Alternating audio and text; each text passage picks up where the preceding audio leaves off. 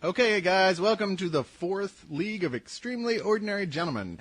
And this is a really special week for us because for the first time ever, we have a guest who is an actual spiller or spillo. Wait, a spill member. Have we officially started calling them spillers? I don't know if there is an official ruling on that. Spill plus minions. Spinions. Spinions, I like that. We'll throw it out to the members themselves to decide. How about that? Yes, indeed. We'll put it up to a vote.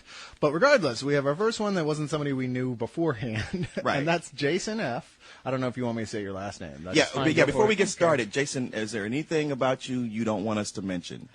Your age, where you live? No, I'm cool. It's just whatever. Don't be embarrassed about the virgin thing. I tell everyone myself, so it's all good, man. Thanks. No, just go for it. Okay, all right. Okay, so nothing is sacred. So we can talk all night about his unibrow.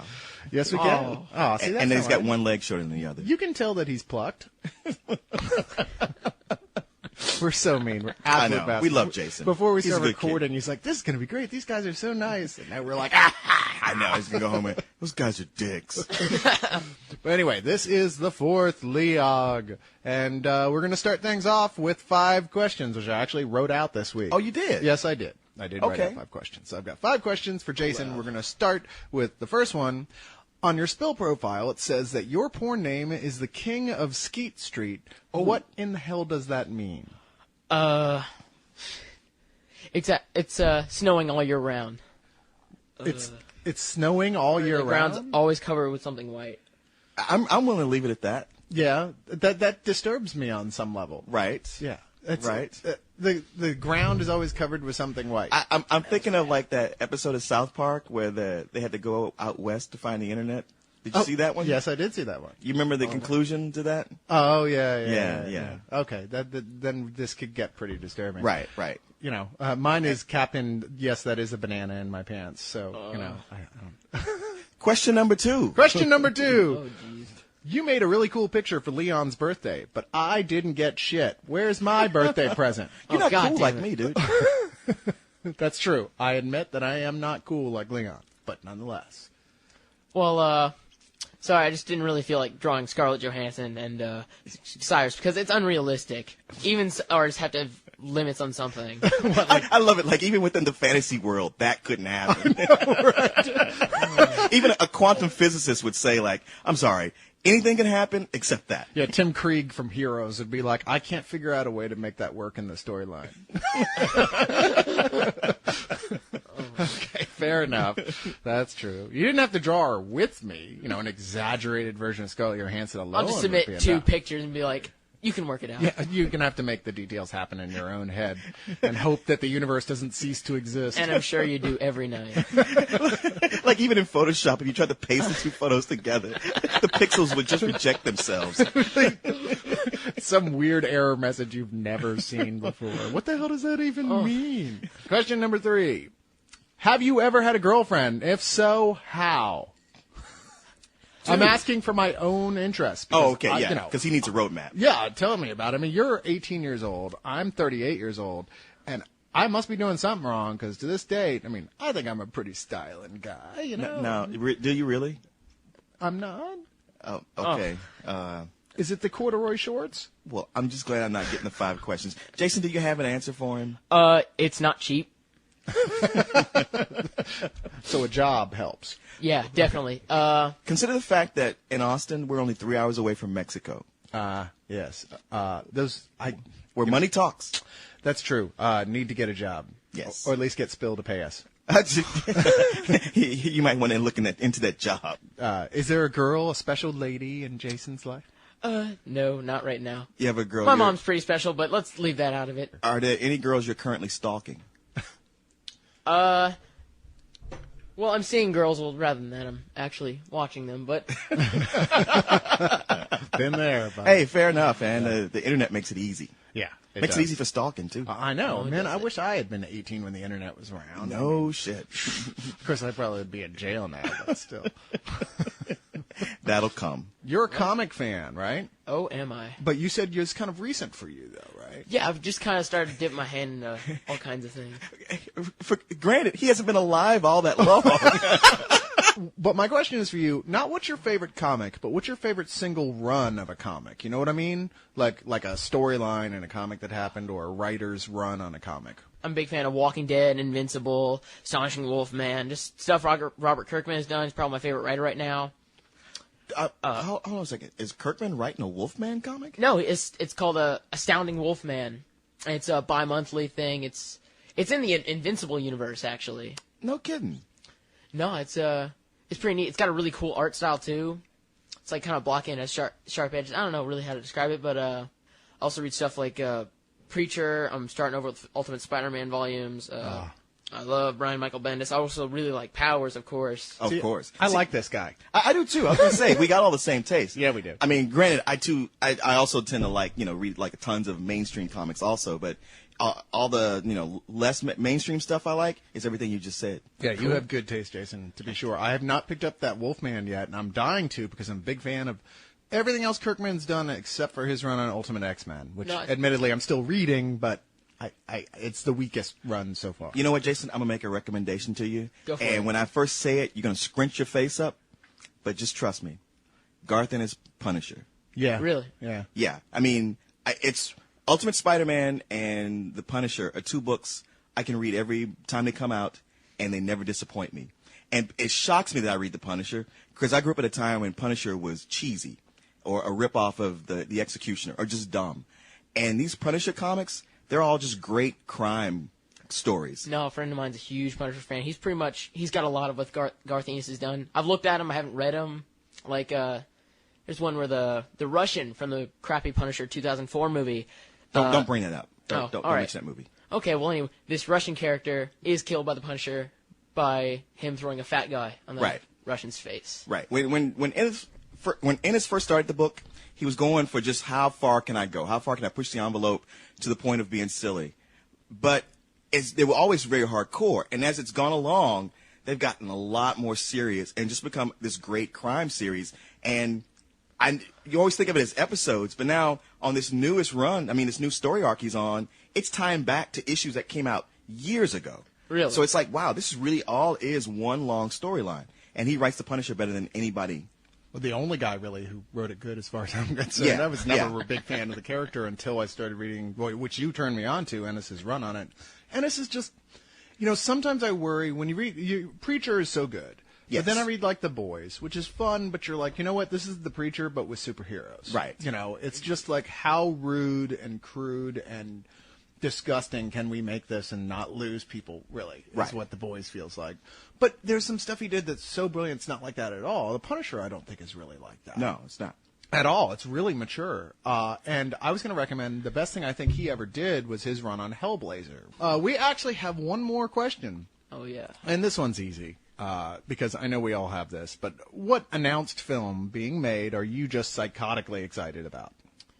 Pretty much announced movie, like, first thing comes to mind for excited is The Dark Knight. Really can't wait. Big Batman fan, of course. Also, can't wait for WALL-E, because an animated movie with no dialogue is perfect. Everything's done through the animation. True. And I'm really excited for that right now. But in terms of Pixar, I'm not happy they're doing Toy Story 3, because I feel like Disney's kind of pushed it on them.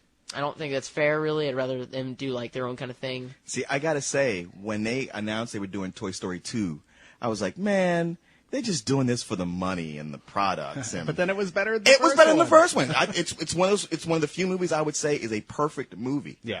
Now, Toy Story 3, maybe again. Yeah. But maybe not. I agree with Jason, though. It's like lightning struck twice, but 3 times? I know. I know. And, the fact they're making Cars 2 is enough for me to go. Dude, Cars sucked. Cars is their second worst film in my book. What's your Bugs Life? I actually really never cared for Monsters, Inc. that much. Oh. Really? Which, I think it's great for, like, really small kids, but it's one of their few films that just never really translated that well. Not to the adults. same degree, but I do feel like you do. Like, I just didn't really connect with Monsters, Inc. so well. Yeah, but Cars 2, really, I appreciate it made a shit ton of money because apparently Americans like watching stuff go fast and turn left. Woohoo! NASCAR, woohoo! It's awesome. It's America's sport. Yes, it is. I know. It makes you wonder about this country we live in. Not just that. I work at a bar, too, besides this, and I have to serve people Coors Light all the time. Coors Light. We've got like 18 beers there, like some of the highest quality beers around the world and liquors. And they look up there and they go, you know what? I'll just have a Coors Light. It's like, Dude, you are so Jack Black and high fidelity, except about alcohol. no, that's absolutely true. I am. It's like, wait, you're getting your girlfriend a Coors Light? Is she in a coma? No, it's funny you say that about NASCAR, because the first couple minutes of Speed Racer when he's in school, like, that's exactly what I was thinking. If you aren't good at books and being smart, NASCAR, drive fast. You'll find people just like you that share your interest. Jason, I was looking at your profile. Really? Yes, closely last night. We've been analyzing you. And yes, we have. Oh, And awesome. you've been targeted for extermination. Sorry, no, Great. you haven't been. But I noticed that Blade Runner was the first movie listed on your favorite movie list. Now, is that just a coincidence that it ended up in the first position, or is that your favorite movie? No, that's my favorite movie. Just Wow. a couple months ago, just like, you know what, I need to sit down and watch this. And I was just like at my computer with my mouth agape for like 20 minutes after I'd finished it. And I was like, this is freaking awesome. And I watched it again like 3 times in that week. And for like, it was like 2 years that 28 Days Later was the #1 spot, actually. Oh, God, I love that movie. But Blade Runner, it's just like right up there. It's got everything I want in a movie. You know, Ugh. that's Cyrus's favorite movie of all time also. Yes, it is. So, Jason, I don't want to disturb you too much, but look at Cyrus. He's your future. Oh. I mean, you might want to like start making some different decisions in your life. I'm just saying. I would take that as an insult, only that you're right. Yeah. Okay. Oh, great. And in 20 years, I can't wait to just call up some kid, hey, you want to come over? Hey, now, Come you on, make that we'll sound do a lascivious, blog and it's again. not, okay? Believe me, last LEOG was lascivious. That because there was a guest with breasts. That's a very important distinction for Cyrus. Now, you heard about Stanley. He got a deal to design some new superheroes that are going to have full comics made of them. Only here's the thing. Because this happens every so often. I remember hearing something about this months ago, a year ago. But go It's ahead. only in Japan. Oh, okay. What? Okay. No, he's exhausted himself over here. Yeah. I mean, let's be honest. You know, Stan Lee, created some of the greatest creations of all time. Mm-hmm. But his last good creation was the Silver Surfer, like back in 1966. Yeah. Or 68. It certainly wasn't that Pamela Anderson thing. Stripperella? Stripperella, yeah. I still get I think there's a lot of things such as Stripperella that somebody else created and they just slapped his name on him as a brand, like National Lampoons. Yeah, no, I agree with you. And he's claiming that, oh no, these are my heroes. I made these new heroes. But, how old is he? He doesn't know what the hell's going on at this point. Come on. I love Stanley as much as the next guy. I do. I go, you know what? You are that guy who made some of these heroes that last forever. But, you just, when people reach a certain age, they shouldn't be looked at with having the same quality as they did when they were younger, because they're just not going to. I mean, really, how many great creators earlier in their career are still doing just as good work 30, 40 years later? True. And True. Stan Lee's reached that age where, he probably has trouble remembering what he did that day. Or what Marvel movie he's got a cameo in. Yeah, indeed. I mean, that seems to be pretty much what he does now, which is great. Why does he even want to do anything more than that? Actually, I'm kind of sick of him doing that, too. Yeah, well, If I had one complaint about Iron Man, it's that Stan Lee had a cameo in it. Yeah, but that was the best cameo yet. Of all the cameos, that was the best one. Yeah. Because it was the shortest, and it was funny. Yeah, because it actually had a joke that was fun. Right. Because usually they're just like, okay, that's just Right. The joke is like, oh, hey, it's Stan Lee. Yeah. Okay. It's like, Fair enough already. Well, it's funny you would say that, because right before coming over here, I was reading about how there's this big cry for Woody Allen to retire over in Europe. Really? His films aren't funny anymore. He doesn't, nothing's been good since he stopped starring his own films. He should, I mean, it's one thing to say, like, we haven't liked his last few films, but it's like, he's lost it and we need to make him stop making movies. And I'm like, well, bullshit. I mean, yeah, he certainly has more clunkers now than he used to, but he made Match Point not that long ago, Which was and that's a fantastic. brilliant movie. Yes, it So is. to me, hey, that buys him another 15 years in my book. That's the angriest at humanity film I may have actually ever seen. And part of it is because it's not like frothing and ranting at you about it. It's just subtext, looking you at the eyes subtly and going, see, it's all going to end badly. And, of course, Cyrus was just staring at me really menacingly. He's trying to send you a message. What happened to the previous LEOG guests? No one knows. That's true. We haven't had anybody back yet. Yeah, we got them out back with the hookers in the backyard. I don't know if it's more angrier at humanity than a Lars von Trier's film. I mean, those are the ones that just like says, yeah, people are shit. True, Dogville especially, where Dogville just turns around. Well, Dogville's the one where I'm sick and tired of this. Because the other ones, he's like, you know what, nice people finish last and then they die horribly and there's no reward or vengeance. And Right. Dogville's the first one where, it's like, it gets to that point and he's like, you know what, fuck this. And the heroine turns around and just kills everyone. Right. Which is awesome. That's why it's my favorite movie. Well, Because I totally didn't see that coming. Based on his other movies, I didn't see it coming either. Because usually, every time he does a movie with a heroine in her spot, yeah, she dies pretty horribly with no justice whatsoever. Everybody walks away and goes on about their life, not even thinking twice about it. But, Match Point is just cynical, except it's very realistic. Yeah. It's very realistic about morality. It's like, as much as you think, people are moral and will always do the right thing, it kind of shows that, like, with pressure on them, not even that much pressure, and nobody looking, people will not do the right thing. Yeah. And there will be no comeuppance for it. Yep. You could do something completely wrong as far as even, commit murder, and most people aren't even interested in pursuing it to track you down. Yeah, he's definitely not a secular humanist. Let's just put it that way. Right.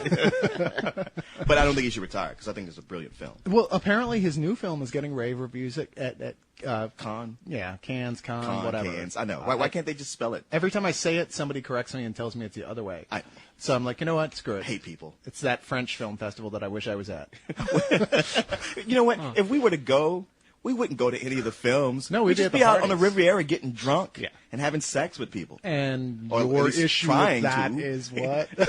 No, I'm just saying. Like, we come back and Spill be asking us, to give our report on what we saw. I'd be like, oh, yeah, Indiana Jones was great. Really? I heard it was. I don't know. That's true. We wouldn't have seen anything. It's probably true. I mean, as much as we are movie buffs, when someone, when you're in that circumstance and they're like, what, you're not going to come swim in the bourbon fountain? Right. We'd show up with massive hangovers and be asleep in the films like the Three Stooges. No, I probably would have gone to see Indiana Jones. No, you wouldn't. I don't know, man. That one I would have made time for. A fountain of bourbon or Indiana Jones. Can't I do both? You'd be like, well, I saw the first three. I get the gist of it. I'll review it on my best guess. No, but apparently it's getting good reviews, and what's shocking is that all the reviews seem to be kind of like what you're talking about. Like, I don't believe it. It's good. It's like, he hasn't been bad lately. He's been making a comeback. Harrison Ford or Steven Spielberg? No, I'm sorry. Going back to Woody Allen. Oh, Yeah. right. His last several films have been more than watchable, very enjoyable. So I could have seen this argument 10 years ago, but now it's like, as far as I was concerned, I was getting excited about Allen again. Yeah. Well, we'll see. Yeah. I didn't see the last one. Now, this is something that somebody else asked me on Phil, and I think it's funny, but seriously, how long do you think the timer has left on Brian Austin Green and Megan Fox's relationship? Do you think she's still getting on her 90210?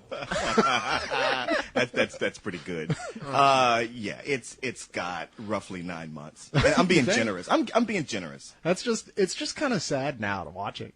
She's like this glowing goddess walking down the street, and everyone, oh look, it's that girl, Megan Fox. Who the hell is that guy with her? He looks kind of familiar. Well, it is funny because he was the big star. I'm sorry, quote unquote big star. Yeah. Who had an unknown actress who was too hot for him. Yeah. And then suddenly she's in Transformers and a pair of shorts bending over a transmission, and everything changed. Mm-hmm. Yeah. Everything changed. I tell you, I'd like to put a tiger in her tank. No, yeah. Just saying. If you're looking for a hot new celebrity boyfriend, Megan. Yeah, I mean, It's probably not she's Megan. gone It's probably viral Jason. right now. I need to tell y'all something. I'm sorry. It's just, I want to throw that out there. We're dating right now, and I think there's trouble right now with those pictures out. I'm going to kill you. No, that's fine. Megan Fox is fine because No, you can have her. I have Scarlett Johansson. What now? See, now we're talking trouble here. There's going to be a problem. Yeah, I wouldn't even joke with him like that. Yeah, that's not funny. I think Ryan Reynolds and I would actually get along. You know, it's one of those things. Doesn't he seem like a guy you could hang out? He and have does. He beer seems like a with? guy you'd love to go to a bar with and hang out. And he'd just make you laugh, just talking about other people. Yeah. But end of the night, he'd be going home with the girl you wanted to go home. Yeah, with. no, that's true. But we know plenty of guys like that. Yes, we're friends. we I mean, do. Corey, come on. Corey's a guy we hang out with, have a great night. You know, you actually meet a girl, sit down, start talking to her. You go to the bathroom and come back. You're like, where'd she go? And where's Corey? You audience think I'm joking. No, he's not joking at all. Corey has a real problem with that. Stolen girlfriends from me. He stole girlfriends from you? Yeah. Oh, no.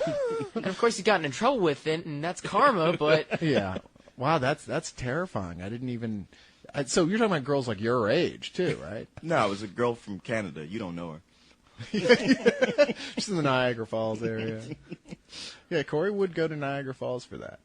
He would. It's the biggest... And he'd come back and tell you, like, oh, man, you didn't want to get with that girl. She just kind of laid there. Seriously, dude, I did it to help you out. Yeah, exactly. I mean, that's how you explain it. Like, but the second time we were having sex, she was kind of limp. You wouldn't have liked it. By the sixth time, I was just ready to go home. Jason's shocked. Shocked, I tell you. Shock. Oh, yeah. Hey, Mom, I'll be right back. Oh, where'd you go? Hey, what? How old's your mom? Oh, God. Yeah, he doesn't discriminate. No, he really doesn't. The man is not an ageist. You can definitely say that. No, he's not an ageist Or racist, racist. bigot, anything like that. There are no borders to who he will have sex with. That's true. Other than gender. That's about it. And even And then, we aren't wonder. even sure We're about not that. 1,000% on that. All right. He's not here to defend himself. Not that he would, but Yeah, still. that's something he could say. All right, the Thor movie. There's a thing going on today. Apparently, co-host talked about a Coco. Corey and Co have said that it's going to suck. Period. That's all there is to it, which I think is a little advance notice for a film they haven't even announced the director for yet. They don't even have a star yet. Yeah, they don't have a star. They don't have a director. I think you could make a good Thor movie. Though. Hell, they made Beowulf. If they made Beowulf, they could make a Thor movie. I don't see I didn't listen to their Coco because, well, but I just heard about it after the fact. I'm actually kind of excited about it. I think this is a superhero film that will be so markedly different from everything else we've seen so far because it has to be. You know, if it's going to work, it's really going to take a whole different type of concept of how to do it. Well, I mean, I would think you would spend most of the film in Asgard. Yeah. I mean, you've got Narnia and Lord of the Rings and Beowulf, all these things to prove, like, hey, there's an audience for this, and this is how you do it. There's a roadmap that's been laid out. And yeah, you'd bring him to Earth at some point because, you still want to pump up that fantasy about there being an Avengers movie. But for the most part, it's going to, needs to be some kind of medieval adventure. Now, you could spend the first reel making Thor sort of like a creepy thing. Like, the idea of like Donald Blake turning into Thor and the visage of Thor being something like, what is it anyway? What is this thing that's just bristling with power that's not even human? It's not from our dimension, the almost sort of horrific in a sort of way, like scary. So when you finally bring Thor out and Thor happens, it's like, dude, here's this big, giant, Aryan-looking motherfucker with a hammer that will crush anything, including the Hulk. Just with like so powerful that electricity is arcing off him, and that the audience itself is a little intimidated looking at the guy. Sure. So this which is part of the problem I've had with what I've seen about the Hulk so far, is that I'm still not feeling scared by him, and you should. That's very true. Yeah. Mm-hmm. I was thinking about that yesterday. Like, what is it about the Hulk that's not crossing over, and there's no fear? Yeah, he's not scary. No. What were you going to say, Jason? No, I was going to say that, or you could just play it off like the Ultimate Avengers, like the animated movies where Thor's just kind of like a shallow retard. Well, he's not a retard in the Ultimate books. He's arguably crazy, or then again, maybe he's not. Yeah. I mean, he's wearing a shield-developed armor, but maybe that shield-developed armor was actually put there by Asgardian gods. It's this kind of mystery inside of the Ultimates. Like, is he just a crazy dude who got a hold of like high-tech stuff, or is he actually Thor? Well, they found out at the conclusion of the Ultimates 2 that yes, he was telling the truth. Well, as far as we know, but even so, it's like that whole Thor story is full of double dealing and people lying and con games and some people who clearly are just hallucinating. Okay. Just say. Fair enough. With every one of these superhero movies, the first movie is all about how does this character react? How does he interact with the real world? How does he relate You know, how does everybody in the world relate to them? What's their place in it? And then with the second movie, they go off on comic book tangents. So the question with Thor being such a fantastic, ultra powerful character, how does he work within our modern world? Exactly. No, that's like another reason why I don't like Superman. It's just like you could either go with like an alien being and just like I don't really relate with at all, or you can go with the teenager who's just like, oh, he's got all this responsibility to deal with and he's got superpowers. I think I'd rather read Spider-Man. See, this is what I'm talking about.